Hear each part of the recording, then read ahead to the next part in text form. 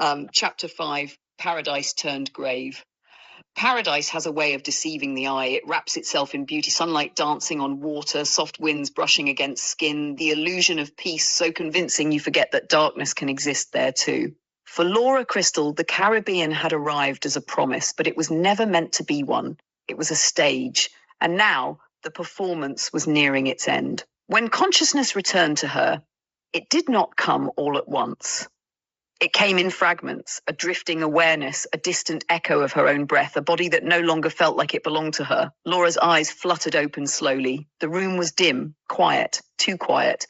Her head felt heavy, her thoughts slow to gather, as though something inside her resisted clarity. And then she felt it, the absence, not a sound, not a sight, but a knowing. Her hands moved instinctively to her stomach, flat, still, empty, her breath caught in her throat. No, she whispered, the word barely formed.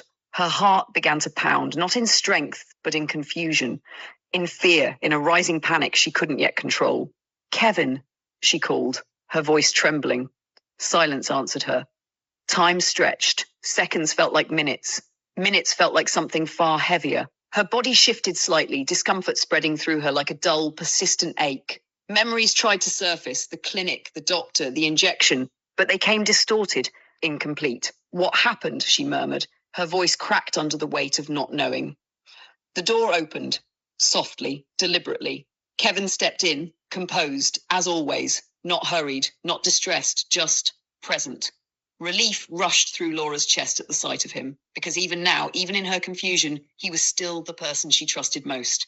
Kevin, she breathed. Her eyes searched his face desperately. Where are they? No greeting, no hesitation. Just the question that mattered. Her daughters, her babies, her everything. Kevin stood there for a moment watching her, not as a husband watches his wife, but as someone observing a process nearing completion. They're safe, he said. The same words, calm, measured, unchanged. But this time, they did not comfort her. Tears formed instantly in Laura's eyes. I want to see them, she whispered. Her voice trembled under the weight of desperation. I need to see them, Kevin. She tried to sit up slightly, her body resisting her movement, weakness pulling her back down. Please. Kevin did not move closer, did not reach for her, did not comfort her. They're not here, he said. The words landed like something heavy, something final. Laura stared at him, trying to understand, trying to piece together what didn't make sense. Not here, she repeated. Her voice was small, fragile. Where are they? Kevin's silence stretched, and in that silence, something shifted, something Laura had never seen before. Not in all the years she had known him, not in all the moments she had trusted him. It wasn't anger, it wasn't emotion, it was absence. The absence of everything she had believed he was. Fear crept in slowly, not loud, not overwhelming, but certain. Kevin, she said again, more urgently now. Her fingers gripped the edge of the bed. What did you do? The question hung between them. Heavy, unavoidable. And for the first time, Kevin did not soften his gaze, did not adjust his tone, did not pretend. There are things, he said quietly, that needed to happen. Laura shook her head weakly. No, I don't understand. Her breathing quickened. Her heart raced against her chest. You're scaring me. Kevin stepped closer, slowly, measured, every movement deliberate. You trusted me, he said, not as reassurance, but as a statement. A tear slipped down Laura's face. Yes, she whispered, because she had, completely, without question, without doubt.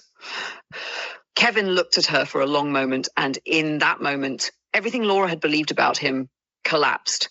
They were never meant to be yours, he said. The world stilled. Her breath stopped. Her mind refused to process the words. What? She whispered. Her voice broke. What are you saying? But Kevin did not repeat himself. He didn't need to, because the truth had already entered the room. And it was too late to take it back. Laura's body trembled, weak, fragile. Her hands shook as she reached out toward him. No, Kevin, please. Her voice cracked under the weight of disbelief. Those are our children. Kevin's expression did not change. They are exactly where they are supposed to be, he replied. A sob escaped her, raw, uncontrolled. Please, she cried softly. Please, I carried them. I felt them. Her words collapsed into broken breaths, into grief that had no shape yet, no understanding, only pain.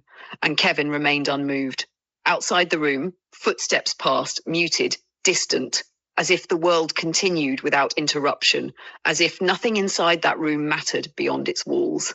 Laura's gaze locked onto Kevin's face, searching, desperate, trying to find something, anything that resembled the man she loved. But he was gone, or perhaps he had never been there at all. Why? She whispered. The question every broken heart asks, the question that rarely receives an answer that makes sense.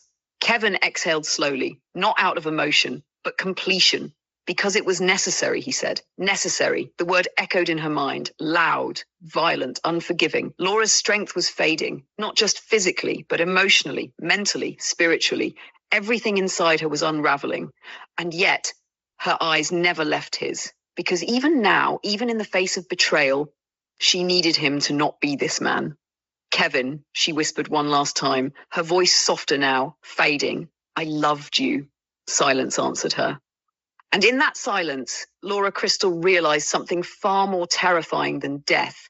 She had not been betrayed in a moment. She had been betrayed from the beginning. The room grew heavier, the air thicker, her breath slower. Kevin stepped back, not out of hesitation, but distance, completion. Because what came next was not emotional. It was final. Outside, the ocean continued its gentle rhythm, waves touching the shore, pulling back, returning again, endless. Unbothered, as if it had done this before, as if it would do it again. And somewhere beyond that quiet, beautiful horizon, a life was ending, not in chaos, not in noise, but in silence, in betrayal, in a place that had once felt like paradise and had now become something else entirely.